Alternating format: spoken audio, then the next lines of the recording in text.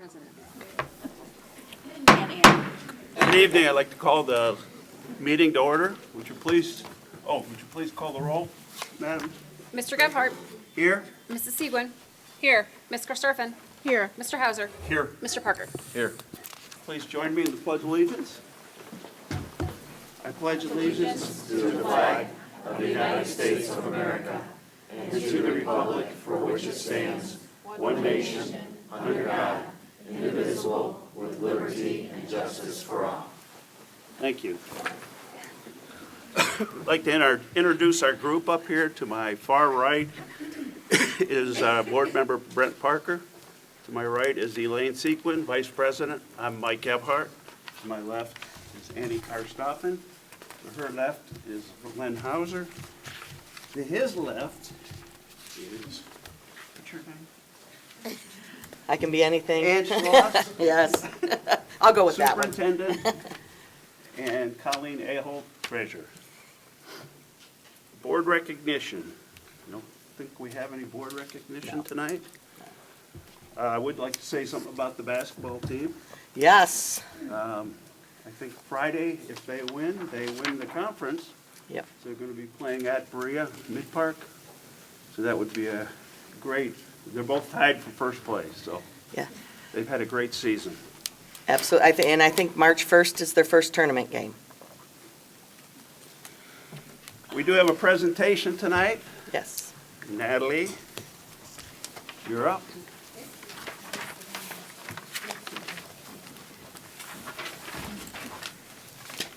You have enough chairs? Well, thank you. You can see we're a little excited. We have a full house tonight to kind of showcase what's been going on with our literacy updates. But I'd first like to begin by introducing some of our key members of my team. I kind of like to call them the secret weapons of the district. We have an amazing team, amazing staff. And what we're about to share with you tonight has been a lot of hard work, passion, and drive. But I'd like to start by introducing you met Jason Caxey in the spring. I think we hired him in May. So you met him at a board meeting when we hired him, and Jason has been incredible. He's a teaching and learning coordinator for us. He oversees our ELA and social studies content areas and a lot of other things on our team. So Jason is here with us tonight.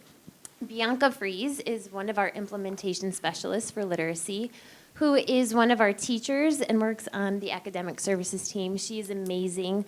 And Andrea McKenzie, who is also one of our literacy implementation specialists, another amazing teacher on our team. And Andrea and Bianca go into classrooms every day, work with our teachers. You see many of our teachers who are here because of these two ladies. I have to tell you, they invited, and I'll explain who the teachers that are with us tonight are in a few moments, but Andrea and Bianca are incredible. And we hired them 2 years ago in this position, and the literacy work and the passion that they bring to our district is profound. So I couldn't be more proud of them. So I wanted to make sure that we introduce them special tonight. Now, I know that we're supposed to keep this to 15 minutes. However, we have a lot that we're very excited and proud of. So you do have a special treat in front of you. There is a chocolate from Susan L's that you feel free to snack on because we're going to share quite a bit of the work that has been going on over the last few years in our district. And we passed those out yesterday at our Professional Learning Day, and we wanted to share those with you as well. So that said, I'm going to give you kind of an overview of what has happened. We've talked a little bit about literacy at a couple of our board meetings, but I wanted to kind of share the story from start until current and kind of where we're headed. You've probably heard a lot in the community, maybe in the state meetings that you've been a part of, but I'm really proud of our district and the work that's happened. And that really started in 2021-22, where we did something called an RTFI, and that's a reading tiered fidelity inventory. And the reason we did that was we noticed that our students were not performing at the proficiency level in reading and English language arts that we had hoped for. And the percentage of students that were not reading at grade level was so significant that we needed to understand why. And we did not feel that it was a time to go out and buy materials. We wanted to understand the reason why. So we did this fidelity inventory with one of our partners who is also in the audience, Elyria. Wiseman is here with us. She's a partner of ours from the Lorraine Educational Service Center. She's a literacy specialist as well. And we realized that we had a tier 1 problem. And so we knew we had a challenge in front of us. We faced that challenge. And we had a huge group of elementary teachers that came together and reviewed our current materials, what we had, what we were lacking, and the students that we had in front of us and what we needed to do to tackle that challenge and to make shifts in the classroom. So we had a curriculum adoption committee that spent an entire year doing research. We did observations in other school districts. We reviewed materials, and then with your support, we purchased a curriculum program. We also started the professional development aligned with the science of reading that year. So at the time, we had another teaching and learning coordinator. Myself and one of our other team members started that science of reading training prior to starting with our teachers to make sure we had an understanding at the administrative level first. Then in 2022-23, we started the implementation of CKLA, which is now our Tier 1 core instruction curriculum that we use with kindergarten through grade 2. And so you may have heard, or if you're on social media, you might see pictures of what's going on in our classrooms. I have to tell you, our teachers are doing an amazing job with the curriculum, and that is mainly what Bianca and Andrea do, is support our teachers on a daily basis implementing that curriculum. We've had several districts come to Elyria to observe our teachers teaching CKLA, and we're very proud of that. We also, last year, went through a preschool adoption review, and both Hamilton and the Early Child Center, Early Child Village, was a part of that. We also started the dyslexia screener review. So you have heard me talk about probably that we had to purchase and offer a screener for dyslexia in our classrooms. So we spent all of last year looking at several screeners that were approved by the state that we had to review and identify one that was most appropriate for our students. We had teachers on that committee that were a part of that work, guidance from the Educational Service Center, and so that was also part of our work last year. And we started the professional learning on dyslexia, science of reading, and that a new assessment. So that was all last year, in addition to the implementation of our literacy specialists. Like I said, these two have been, I don't know how we would have implemented a curriculum to that extent that is significantly different than what we were doing in the classrooms before without Andrea and Bianca. And then on top of that, they created something called the decision framework that we'll show you a little bit of in a few moments. This year, we have continued the work, and we implemented preschool in grades 3 and 4. So last year, we implemented that curriculum with kindergarten through 2nd grade. This year, we implemented a Tier 1 curriculum with our preschool students, and then in grades 3 and 4, a full implementation. Jason is facilitating and leading a middle school adoption as we continue through that process.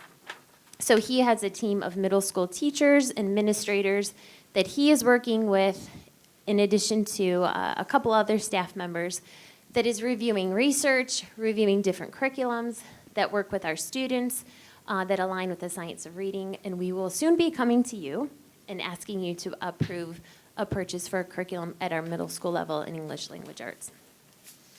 We are continuing that professional learning with dyslexia, and when I say that, like the curriculum, that training is shifting from elementary, going to middle school, and it'll eventually go to the high school as well. Again, benchmark assessment training. We have adopted new assessments, something called M-Class, that's a program or assessments that we're learning and using to drive our instruction. We were selected, we applied for a grant with the state, and we were chosen to receive 350 licenses for high dosage tutoring that is provided for the state at no cost to us. The governor put this out there, and we qualified for 350. So our students in grades 3 through 6 are receiving high-dosage tutoring, which is an online tutoring program. We were selected to utilize Amplify's program, which is actually the same program that we have with our Tier 1 curriculum, and it aligns well. We have some data to show you what that has done for our students as well. So students in grades 3 through 6 are receiving high-dosage tutoring this year as an additional support. Middle schools have also, at Westwood, received Title I support this year, and that's not something that we've had at the middle schools in the past. So this year we've added Title I to Westwood. And at Eastern Heights Middle School, our district was selected to receive an Ohio Read coach. And so we have a literacy specialist at Eastern Heights this year. Her name is Whitney Imhoff, and she is working with our teachers across all content areas at Eastern Heights, and she's doing a great job. Last night I received a phone call that we may be a part of a brief summary that will go to the governor, we'll find out soon, recognizing her work in one of our schools. So that's been an add at the middle school as well. Another a huge piece of work that we had been working on for several months is our new district RAP, which is a reading achievement plan. So much like our strategic plan for the district, we have a reading achievement plan that is solely based on literacy and what our plans are for the district when it comes for literacy grades K through 8. And so that was work that we had to submit. We submitted that in December, right before break, and we hope to receive information soon that it was approved or any feedback that we need to make adjustments to. And then again, the implementation of our dyslexia screener for grades K through 3. And then next year, so we are continuously looking to revise and modify as needed, but our plan next year when it comes to literacy is to implement then a Tier 1 curriculum for grades 5 through 8, and then continue the professional learning around dyslexia and the science of reading. And I'm going to pass this over to... Hello. Hi. Like Natalie said, Andrea and I have had the privilege of supporting our teachers K through 4 this year with Amplify CKLA in our classrooms. And we're providing ongoing support. So we're coming in weekly. We try to split our time. We try to give one day to each elementary building to push in and support teachers and students. And today we wanted to showcase our colleagues who are making learning engaging for all students. So here is Amplify in action. Okay, so I mainly support kindergarten and first grade, so we're going to take a look at some snapshots from some classrooms.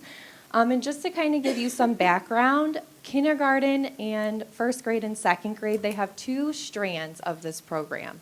So we have our skills strand, which supports our foundational skills, and it's very explicit. It's an I do, we do, you do approach, and it ranges from simple to complex, and it's very intentional. So if we look here, we have 2 kindergarten students who are shaking hands.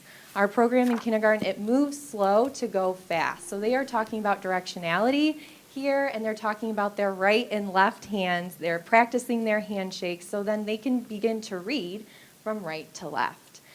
So it's very, very intentional. We also, the second strand of this program is the knowledge strand, and that is focusing on building background knowledge.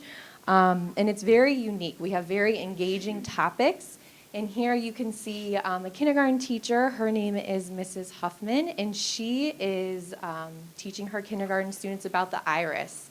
And so there's a very explicit vocabulary routine that goes with this program and is embedded daily. And if you notice, she is wearing an amplification system, which is another kind of layer to our work that we've rolled out, helping all students hear clearly every single day. So we try to encourage our teachers to wear that during English language arts time. Okay, here in the top corner, we have a little friend. He is, he's using pictures to put beginning, middle, and end together. And then we have also a little Mr. Potato Head labeled to kind of go along with our five senses unit. These little activities really bring learning to life. And then we also have Polly the pollinator. This is a friend from Mrs. Kappa's room who is here with us tonight. They are learning about plants and why bees are important. And I just wanted to highlight too with our knowledge strand, this program is very intentional and builds. So all of this learning is very connected, and we'll see in first grade. You can go ahead and click to the next one. So they were talking about the five senses in first grade, and then they're going to move into the human body. They were talking about the five senses in kindergarten, and then they moved into the human body for first grade. So that knowledge is building and connecting all throughout. So here in the top corner, we have a little guy. He is studying ancient Mesopotamia, and he is studying cuneiform, and he is making those letters using Play-Doh. We have some different props and materials that our teachers are bringing in to really make learning come alive and bring these experiences to our students. And then we also have another little friend from the Human and Body unit. She is kind of outlining the digestive system here using Play-Doh. That was at Eastern Heights. And then our skills component, which I talked about, is building that foundational skill work. They're moving to more complex sound spelling patterns in first grade. So our teachers really do a nice job of building that knowledge and making learning come alive. And I mostly focus on second and third grade. So looking here at second grade, we have a sound wall, which is another thing we're really pushing in our elementary buildings right now, focusing on a sounds first approach. We also are building off of what kindergarten and first grade are learning about. So here we have a lot of Asian civilization and having those celebrations. And again, teachers are bringing in resources and experiences for their students. We have children building the Great Wall of China. We have fables and folk tales where students were able to come in and dress up as fairy tale characters. We even had some Paul Bunyans who dressed up for pictures too and really had background props for student picture opportunities, which was really fun. And then once we get into third grade, our skills and our knowledge strands are integrated into one.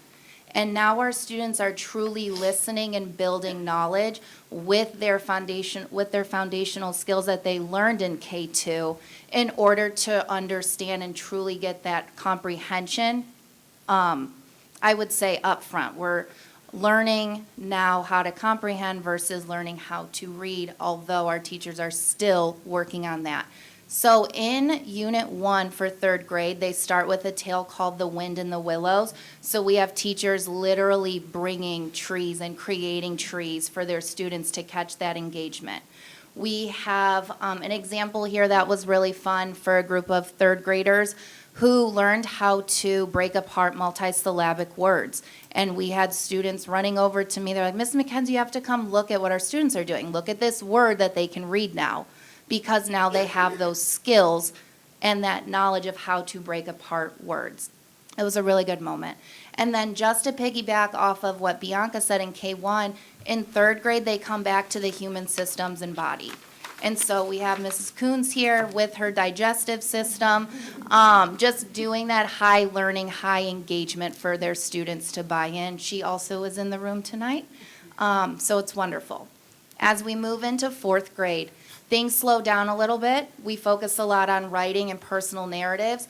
And what's really fun here is Eureka. It's Unit 4, and it's all about inventions and problem solving and learning how to fail and understanding that inventions don't just happen. We have to keep collaborating. We have to keep learning from one another and keep problem solving. So that's a really fun, high interest unit for our students.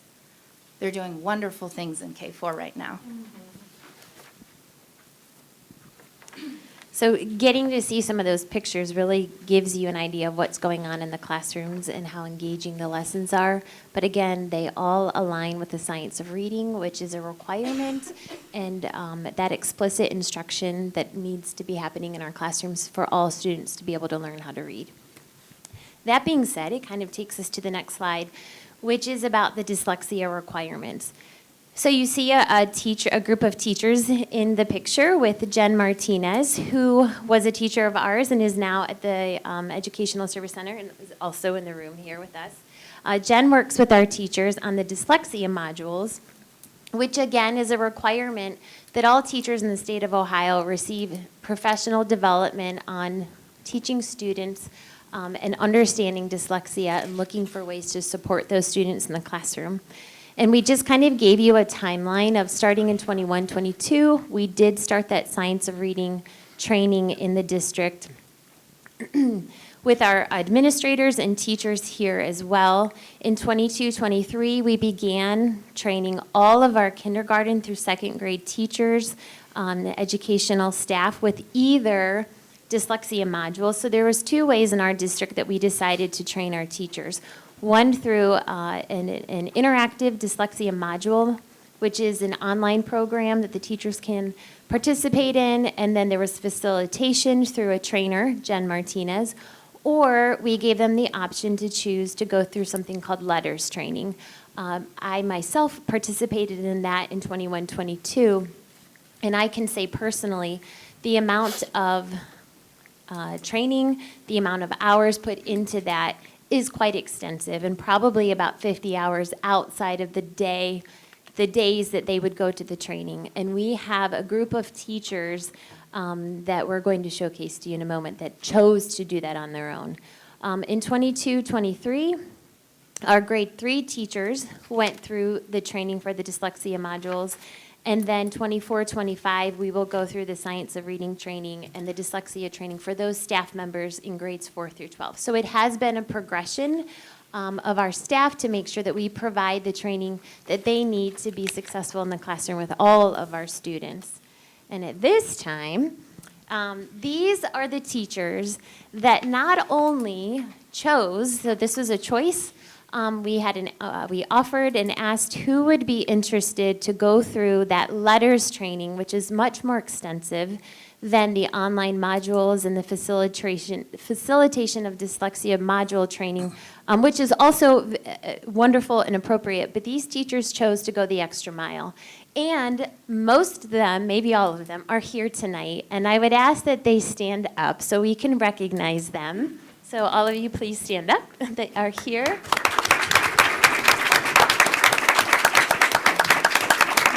They are truly committed to the work. They are truly committed to our students, and they are truly committed to learning each day themselves to be better teachers in the classroom.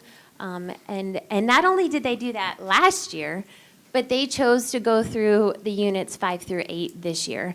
And Olivia Wiseman and Erica Kaufman, who's also here, have led that training with them. And I can't tell you enough how honored and proud I am to work with teachers that are so dedicated, because they chose to do that on their own. And again, I would say it's about 50 hours each year outside of the classroom, outside of their workday, that they've committed to doing that, including Andrea and Bianca, who did not stand up, but they should have as well. So I felt it was important, we felt it was important to recognize them tonight. So thank you all for being here and for participating and choosing to do that. Thank you. Okay. That's me, yeah. Okay, so Natalie kind of touched on this a little bit. This is our decision rules framework, and this is very exciting and was a year-long project with the help of the ESC's Olivia Wiseman. So we decided that we were going to go with M-Class as our benchmark screener, and so we came up with our decision rules. And this document is very important because it creates consistency within our district and provides equitable opportunities for all to access. So this document, basically, if a student is struggling in one component of our, or more, after our screener, we take a look at that, and it specifically tells us what we need to do next and what resources we have that we all have access to to utilize. So it's very specific, it's very intentional, it's very easy to access and clickable, which we love, and we can continue to update it. So we are going to go ahead and take a look at our pillars. No? Okay. We're going to keep going. They are all clickable. Yes. And these are the areas of focus that we would work Yep. with our students on. So for the sake of time. Sure. So this is our framework, and we worked really hard on it. Okay, there we go. So I get to run the highlight reel and talk a little bit about the data that comes from the system and the benchmarks. So on the screen, you see a chart that shows our comparisons between our beginning of the year and middle of the year.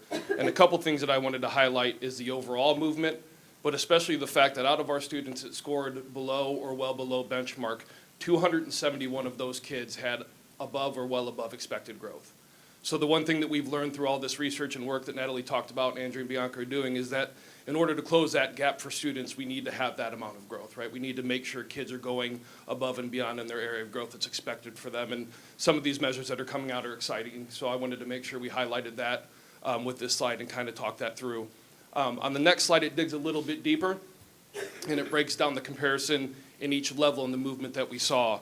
And you see in the red area, the lowest area that's well below benchmark, 108 students just after that first measure moved out of the well below benchmark area. And that was exciting when we saw that and started to talk about that. That was really exciting for us to see that movement. And then 80 students, moved out of the below benchmark and up. And the other exciting thing about it is to speak to the other end of that spectrum is that the students that were in our top 2 levels maintain those levels as well. So this program speaks to all students across the board, not just students that might need additional supports or things of that nature. So it works to really engage all students and make sure that they're meeting those levels of growth that we need to see. As Natalie had mentioned before, we're doing some work with the middle school to adopt a new curriculum. We have about 20 staff members on that. We've narrowed it down at this point to 2 programs. We're continuing to do that work. As she said, we'll be bringing it hopefully to you in March or April. And our ultimate goal, like she had mentioned with elementary, is to select that Tier 1 program to make sure we're meeting students' needs at a Tier 1 level.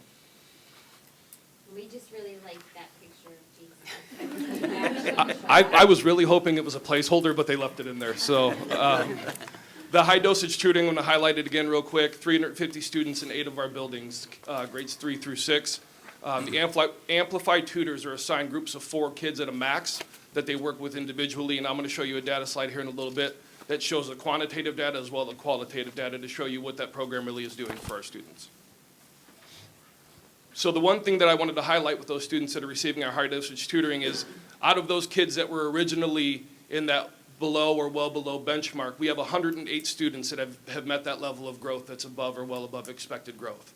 So those students who are receiving that tutoring, 108 of them have hit that measure, and we're starting to see those gaps close just in a 10-week process so far with the high dosage tutoring. So that was really exciting for us, so we wanted to highlight that work. And then this is that qualitative data met with the quantitative data that I just wanted to highlight. This is a student who, if you look at her composite measure, which is her overall score, she went from a 319 to a 402. And then there's fluency assessment in that segment of the composite, she went from an 86 to a 130. And then on the right-hand side, you see some feedback from her tutor that just shows that human side of it, right? And just really commented on her participation, effort, and her eagerness to learn. And that really speaks to that program and what it's done for our students.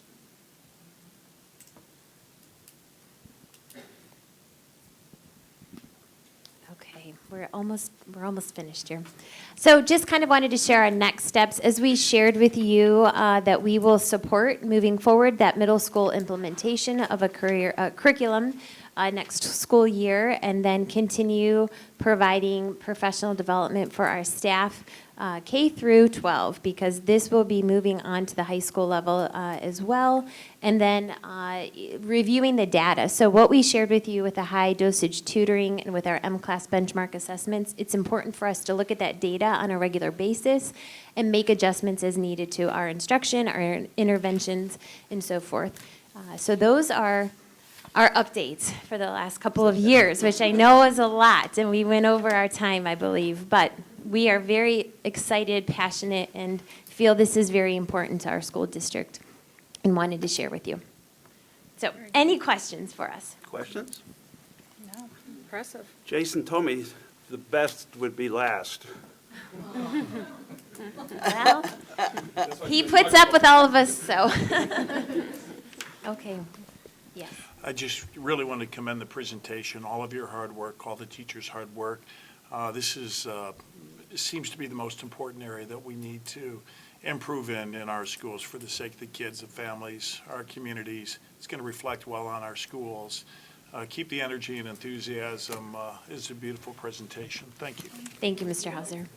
I would just like to say, too, that I commend everyone, especially everyone here, and I think this is something that is very, very near and dear to me because I think back in the day, not that I'm that much older, but I think back in the day that I was a child that suffered from dyslexia, and I think that because it was so probably new back then, no one knew what to do, or no one knew how to label or how to, recognize the problem. But I think that we're so fortunate now that there is so much help for our children and our grandchildren. So it makes me emotional. And I think this is wonderful. Thank you all so much. Thank you so Thank much. you. Thank you. Jason, Natalie, Bianca, Andrea, thank you. And all you other guys out there, teachers, thank you all. Thank you. Good presentation.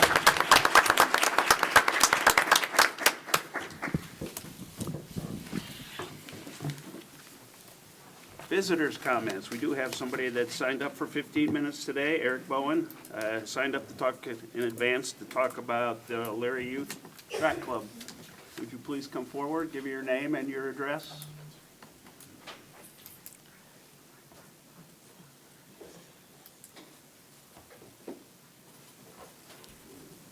Greetings to the school board. My name is Eric Bowens, and my address is 159 Taft Avenue.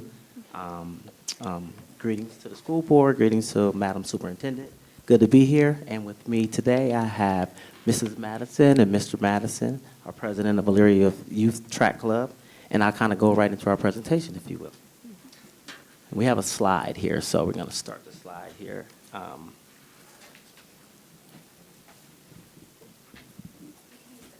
Okay.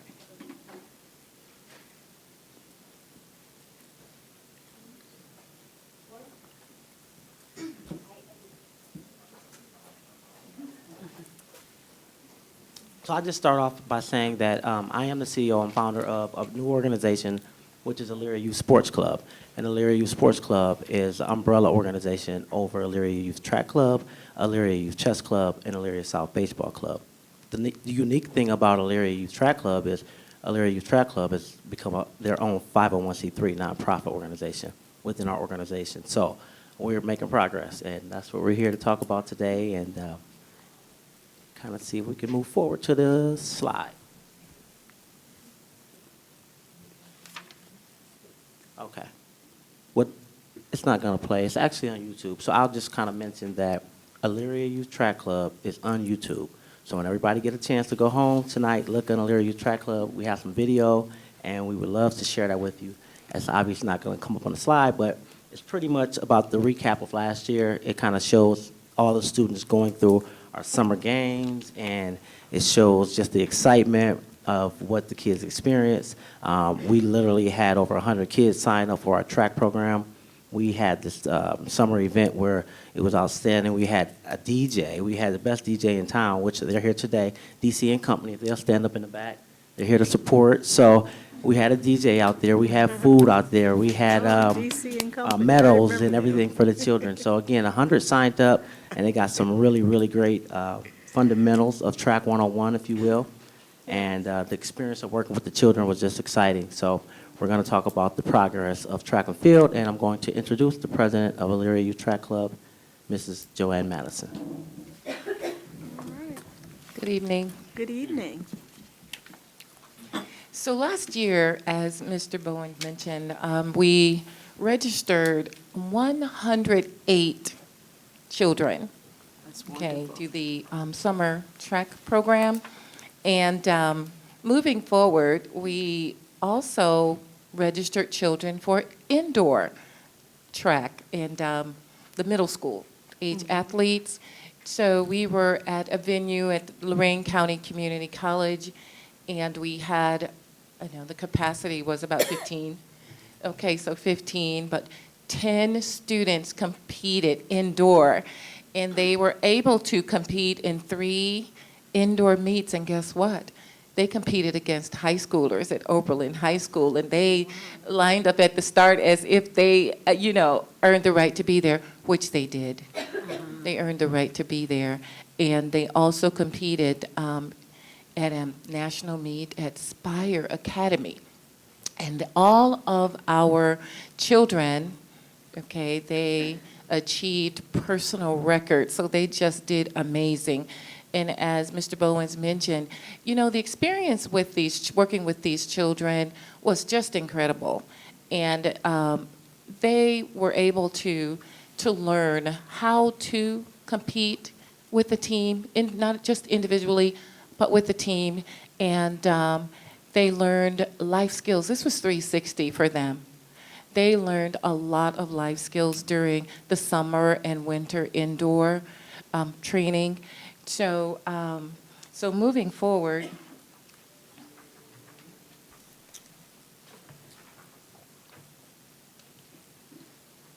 I wanted to mention something, but it's not here.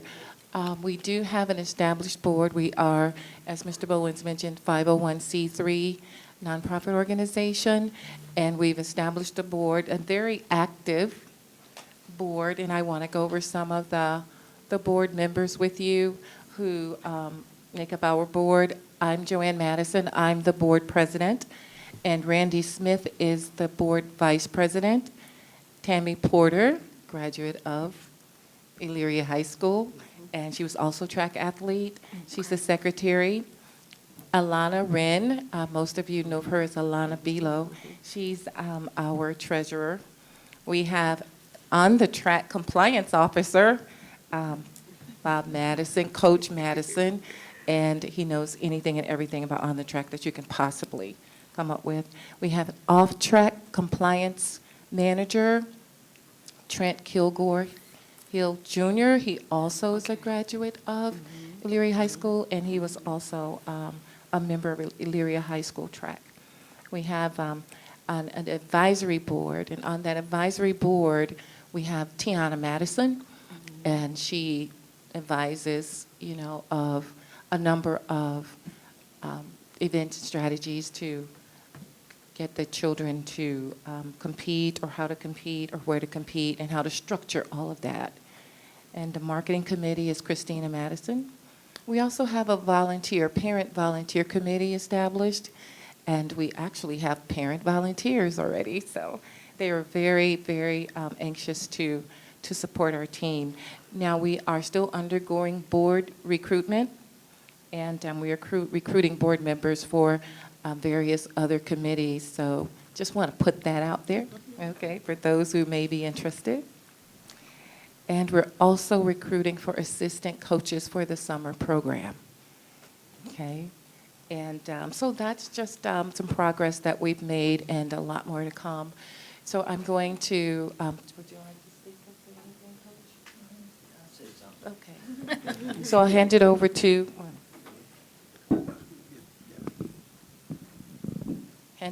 Coach Madison. Hello, I'm Coach Madison. Nice to be here. I was raised up in Elyria. I've been running track since the 60s. Yeah. When I was growing up, elementary school had track and field on, at each school, Eastgate, Roosevelt, Hamilton, we had track meets, and we ran against each other. And this is what made our track team, as the years went on. We was part of the track team when I moving my mic here, I like to move a lot, so maybe I should have that standing still. But but the whole thing is that the young people that we've been training, we done a lot of work with one-day practice at LCC, and we need a lot more in order for their development, mentally, physically, and spiritually. And it was a phenomenal time. And I can see Elyria having a great bunch of kids in 5, 6 years, having a track team that was like yesterday. Instead of having a Tiana Madison, a Christina, or Porter, or Mateo, or something, we want a more larger, bigger, stronger team to bring out. And this is what we're trying to develop for the city of Elyria. And if we can do that, then if we can bring back the youth, we can bring back the energy that Elyria had when I was growing up. You know, so that's all I have to say, but I really enjoy being out there with them because I'm normally an elite college and professional coach, but teaching young, it was a new learning for me, and it was fun. So I have to say thank you for giving me that chance and the opportunity in the summer, and even over the indoor season. Thank you. Well, thank you, Coach. Appreciate that. As Coach mentioned, this was a huge learning experience for everyone involved, and there was such community support, business support, businesses supported. So we were just looking to continue. Is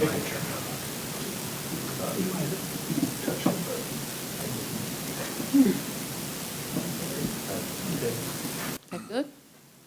No? Yeah, there it is. Okay. Yeah. So we're looking for an opportunity to continue that. With the registration of over 108 children, the first year, late registration, by the way,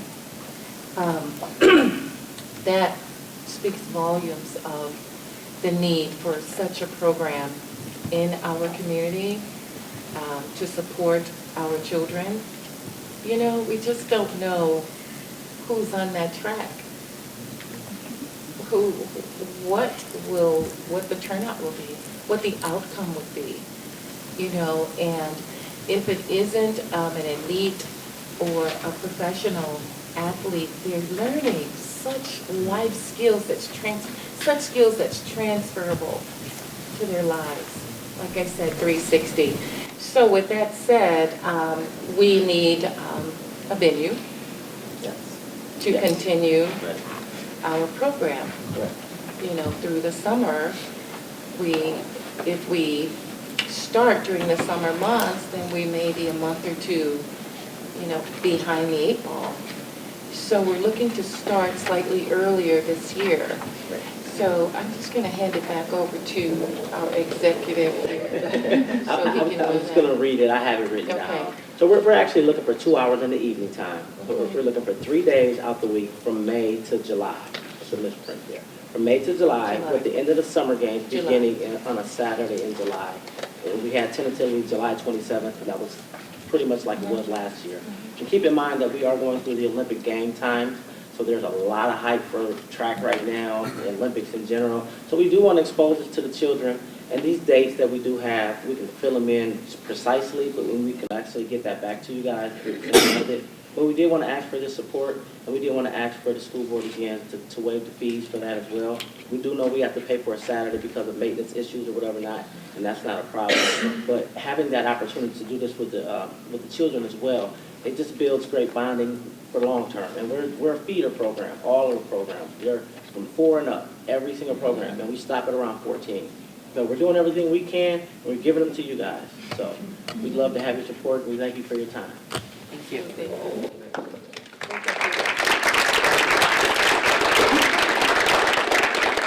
you all. I'm sure you'll have our support. Moving on, meeting minutes, item E, may I have a motion to approve the board meeting minutes of February 7th? So moved. Second. Any questions, additions? No. Madam Treasurer, please call the roll. Ms. Karstoffen? Aye. Mrs. Segwin? Aye. Mr. Hauser? Aye. Mr. Parker? Aye. Mr. Gebhardt? Aye.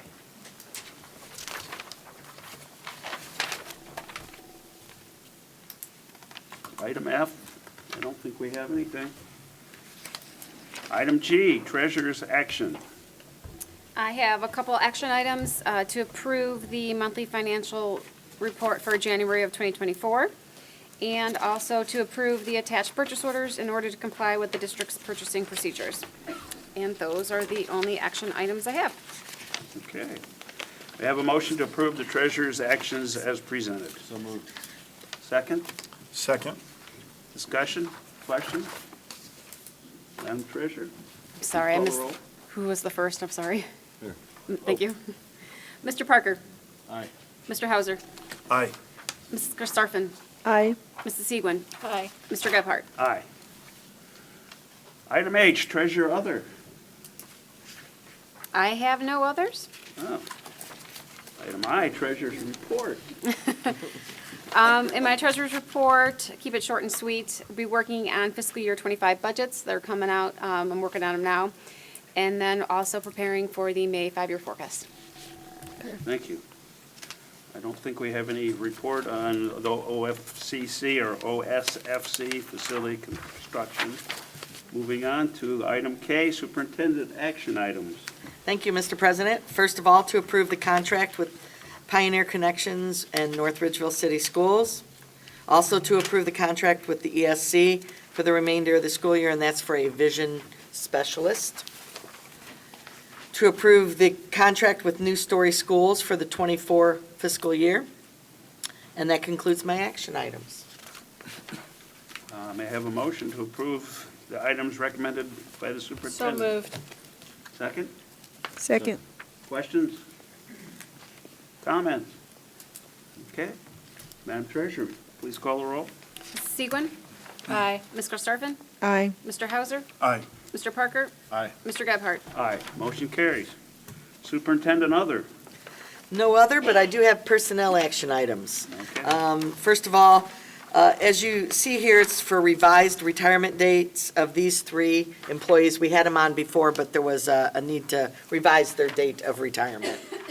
Also, to approve the appointment of the following administrative certified staff, to approve the appointment of the following certified staff, to approve the following athletic supplemental contracts for non-district and district classified staff, to approve the following district and non-district game workers, to approve the following EHS student workers for rentals, to approve the resignation of the following classified staff member, to approve the classified job description as detailed below, as well as the administrative job description, and that concludes my personnel action items. Thank you. May I have a motion to approve the personnel items as recommended by the superintendent? So moved. Second? Second. Questions, additions? Madam Treasurer, please call the roll. Mr. Hauser? Aye. Ms. Karstoffen? Aye. Mr. Parker? Aye. Mrs. Segwin? Aye. Mr. Gebhardt? Aye. Motion carries. No other personnel No, and if I could start first with my report to introduce one of our new administrators for next year, I'll go James, but he goes by Jay Banyas. If you'd please come forward. As you can see, we have a new position. That's something that we've been talking about for some time, but I think actually Eric and the Madisons and some of them will realize our kids need more and along the lines of extracurriculars and things to help them be successful in many areas. And one thing, we've been working with outside agencies, but we truly feel when they're part of the Pioneer family, it means more and they do a better job for our students and our staff. But Jay is a teacher in the district, and he's been working for years in strength and conditioning, and has been recently for Columbia Schools, and their loss, our gain. And also with wraparound services, working with parents, working with coaches and other staff members. We really do think this is going to be a game changer for all of our students and community members. So congratulations, Jay, you've earned it, and welcome aboard. Thank you.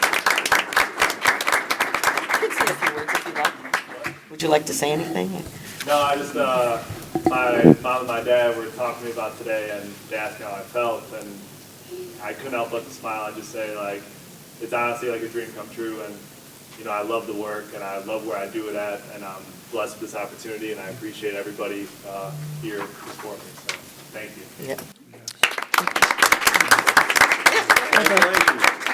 I have a message for you also, and for the superintendent from the mayor of the city of Elyria. He just wanted to say that he felt that this was such a great addition to our district, and he had a previous engagement, but he said he wished that he could be here tonight to speak for himself, to say how appreciative and how he feels that this is a great move for our school district and for our students and our players, and how he is just so excited about this move. Thank you. Yes. Thank you. Thank you. You can shake the hands. Shake hands?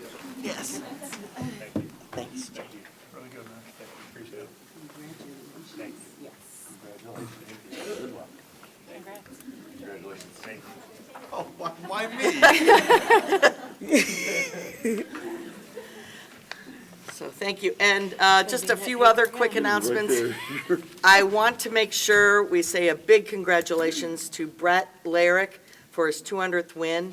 I know that, you know, I think 16 years, is that how long he's been coaching?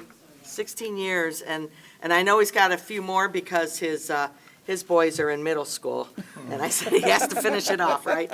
But that's a huge step, and Yes. we want to say congratulations to Brett. Congratulations. Also, continue to commend all of our departments, both the student services, academic services, and everyone else for a great PD day we had yesterday, in making sure that, you know, we get what we need. We all, in the morning, everyone got to see the right to read. And then in the afternoon, we did a district-wide session for our equity group on microaggressions from Victor Ruiz, I believe. And it was very well received, and I think it's great work that we're doing. So thank you to everyone involved in that. Also, reminder, Special Olympics Craft Fair on March 2nd. And kudos to Amy Higgins' department. Huge coat giveaway over the last couple days, and very successful. So thank you to everyone who donated coats and all the little ones and some older ones that were able to receive them. Please keep in mind our Pioneer Roundup on March 9th for kindergarten and pre-K. I can't believe I'm saying that already. It's almost the end of the year. And, you know, I did, parent-teacher conferences. I make little acronyms, and then I can't remember what they are. I think that's telling me I'm getting too old. So parent-teacher conferences are in full swing, so please, if your student or child has a conference, please make sure you come and work with the teachers to do what's best for the kiddos. I think that's it. Craft fair. Oh, craft fair, I said it, didn't I? Oh, you did? I'm sorry.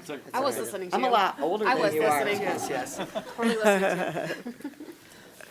I think Brett, his kids, don't they have a team that's like 89 and 0. games? Yeah, 89 and 0. They're AAU team. They haven't lost a game. And they win big, don't they? And the whole team is Elyria, I think, kids. So we've got some talent coming up. Wow. Keep them. All right. That is all I have. Thank you, Mr. President. You. Board of Education, we do have board policies and regulations, second reading and adoption. You can all read those. I'm not going through all those. May I have a motion to approve the second reading of the Board of Education items as presented? So moved. A second. Second. Questions? Madam Treasurer? Mrs. Segwin. Aye. Ms. Karstoffen. Aye. Mr. Hauser. Aye. Mr. Parker. Aye. Mr. Gebhardt. Aye. We have no executive session tonight.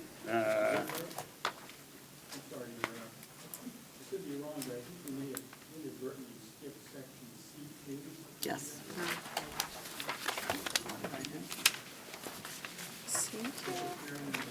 The calendars. Calendar. Oh, did we miss one? Oh, kind of sticks. Right before the visitors, the public hearing of the calendars. It's on the second page. Annie, you missed that. Page 2. Yeah. Okay, Right there. so what are we doing? The calendars. The calendar. School calendar, the school year calendar. Are The we next voting 2 on years, this? We did too. No, it's public hearing, it's just, I would recommend that you read the recommended action. And Oh. if there's any discussion at the board, Right. or even the public. Okay. comments that anyone else can- Well, there's recommended action. Ohio Revised Code 3313 states no later than 30 days prior to adopting a school calendar, the Board of Education of each city exempted village and local school district shall hold a public hearing on the school calendar addressing topics that include, but not are limited to, the total number of hours in the school year, length of school day, and beginning and ending dates of instruction. Proposed draft 2024 to 2025 and 2025 to 2026 district calendars are attached. Adoption of the 2024-25, 25-26 calendars will be on the April 3rd, 2024 board agenda for approval. That it? That's it, other than again, if there are any board members that want to discuss those topics, or if there are any public comments that someone wants to make during the meeting about those topics. Anybody? No, sir. No. Thank you, Howard. Missed that. All right. Now, item R, adjournment. Can I have a motion? So move. Second. Meeting adjourned. Thank you all for coming. Call the roll. Call the roll. Aye. Mr. Serpent. Mr. Parker. Aye. Mr. Hauser. Aye. Ms. Segwin. Aye. Mr. Gebhardt. Aye. I think we have to call the roll.